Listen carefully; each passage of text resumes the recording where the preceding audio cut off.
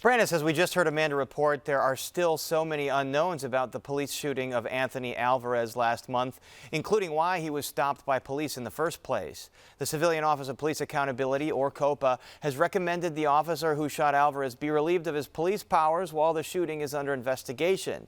But Police Chief David Brown has yet to act on that recommendation and refused to comment much at all about the case until the investigation is complete. Joining us now with more are Jamie Kalven, founder investigative reporter at the Invisible Institute. His reporting was instrumental in bringing attention to the 2014 police shooting of Laquan McDonald, and Sharon Fairley, a professor at the University of Chicago Law School. She previously served as chief administrator of the Independent Police Review Authority, or IPRA, and that is the agency that preceded COPA. Welcome, both of you, back to Chicago tonight. Sharon Fairley, the video you saw, the evidence you've seen released so far, your initial reactions? Well, of course, the initial reaction is it's just a huge tragedy. It's incredibly upsetting, and really, it's a tragedy. It's hard to watch. It's hard to watch. It's hard to see just another example of a foot pursuit being ended in a fatal encounter. Jamie Kalven, you've reported on this. The mayor said something about a traffic incident, but the police won't really talk about the circumstances regarding why police were chasing Anthony Alvarez down. Do you know any more than what the public's been privy to so far? I don't. All that we've heard is actually the mayor's remark. There was nothing, as I think you noted in your setup piece, there was nothing in the initial statement from the police department about the incident as to why he was stopped. You know, as you saw in the video footage from the gas station, you know, he's walking with what appear to be 2 bags of groceries. The police approach him very aggressively. You know, the car sort of swoops in. He takes off. We know nothing about the reason that the police came at him. And I think my overwhelming reaction to this, as to so many of the fatal police shootings that we've seen around the country, is, did this need to happen at all? You know, think about all the incidents that were set in motion by essentially trivial law enforcement occasions. And so, you know, I think one of the things, and the mayor has spoken to this, that we need to really be focused on here is a mode of policing that keeps manufacturing the so-called split second in which the police have to decide whether to use deadly force. And I want to get to that split. Yeah. And I want to get to more of that, especially foot pursuit policy. But Sharon, you know, as someone who reviewed many of these cases as the head of IPRA, when you see someone, a victim or suspect, whatever you call it in this case, with a gun, is it hard to make the case that there should be some kind of punitive action against the police officer? Well, so we know that 2 things. We know that a police officer does not have to wait to be until he's staring down the barrel of a gun to defend himself. But we also know that a police officer cannot just shoot an individual merely because they possess a firearm. And so we've got to figure out what happened here to see if there's something in the middle. So if you look at other foot pursuit policies, for example, they actually say, if you look at Houston's policy, for example, they say, if there's someone with a gun, we might want to, instead of going forward with a chase, we might want to just lay back and do more of a containment approach, a surveillance and containment approach.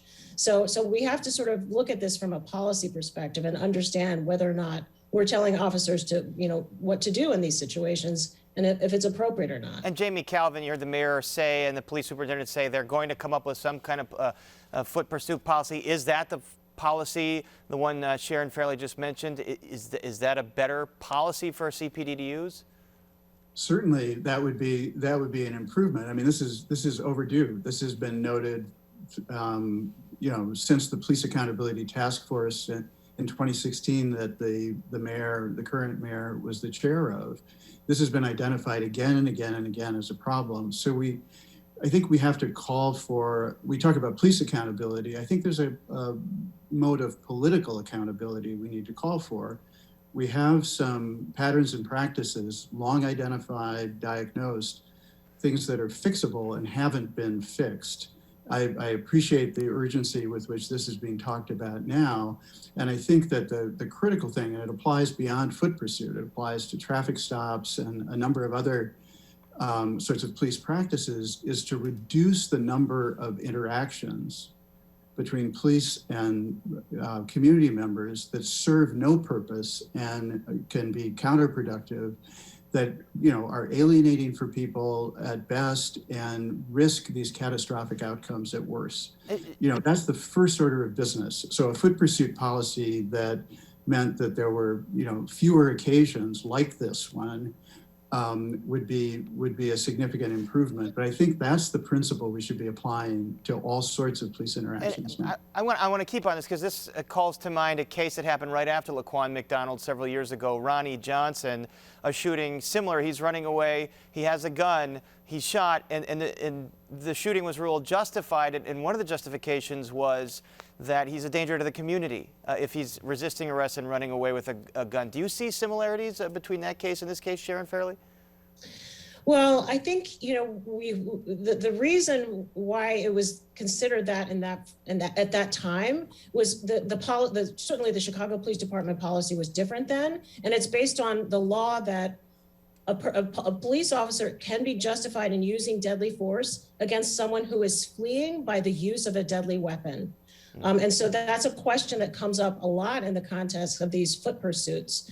Under the law here in Illinois, that is permissible. Now, currently, the current Chicago Police Department policy, which was not in effect then, says that that's not the case, that a person must present an imminent threat to the officer or someone else in order for the officer to be justified in the use of deadly force. So the current policy is more stringent. So that case might have gone differently under the current policy. Jamie Kalven, it mentioned before, this is happening as the police is working to comply with a federal consent decree that stems from the police shooting of Laquan McDonald. What does it tell you that this is happening so often despite these efforts at reform? Yeah, I mean, I think it just is something that I almost want to say we need to be ashamed of. It's now how many years since the revelations in the Laquan McDonald case produced a sense that police reform was the most urgent priority in the city. And here we are. And, as I said, the issue of foot pursuits, the issue of, frequent and excessive use of force by the department has been thoroughly diagnosed. So where is the political will? Where is the clarity of purpose to address these things? And the key here, I think, for people to understand is every day that we don't address the problems that are within our power to ameliorate, we create more Anthony Alvarez's. We don't know what their names will be tomorrow and the next day, but we know that these are predictable outcomes if we don't alter the mode of policing that is practiced in Black and brown communities in this city. And it winds up producing more of these videos that I know rock the conscience of the public and folks watching. And our thanks to Jamie Kalven and Sharon Fairley. Thank you so much for watching. Thanks. Thank you.